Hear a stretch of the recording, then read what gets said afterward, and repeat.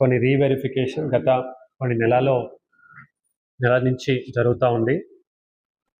దీంట్లో 1వ తేదీ సెప్టెంబర్ నెల పెన్షన్ పంపిణీ కార్యక్రమం ఉంది. చాలామందికి చాలా రకాల డౌట్స్ ఉన్నాయి.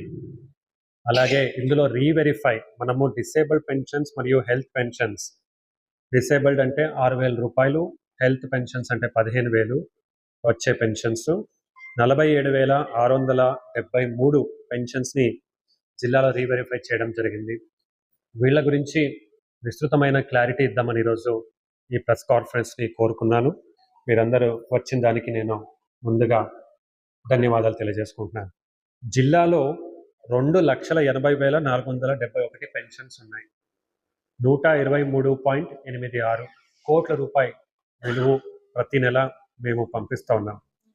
ఇందులో ఈ 47,673 పెన్షన్స్ని మనము రీవెరిఫై చేయాలని, ఎందుకంటే చాలా కంప్లైంట్స్ వచ్చాయి.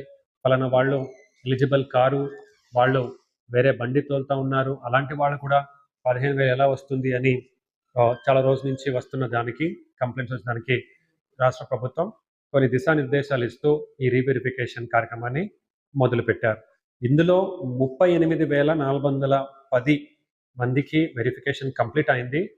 9,263 మందికి ఇంకా రీవెరిఫికేషన్ జరగాలి. ఈ జరిగిన దాంట్లో మనము 9,601 మందికి ఇన్ఎలిజిబుల్, వాళ్ళ ఒక డిసెబిలిటీ అనేది ఏముంది, 40% కింద తక్కువ ఉంది అని తేల్చడం జరిగింది. దీన్ని ఒక మెడికల్ బోర్డ్ వారు చేశారు. ఇందులో డాక్టర్స్ వాళ్ళ కాన్స్టిట్యున్సీ కాకుండా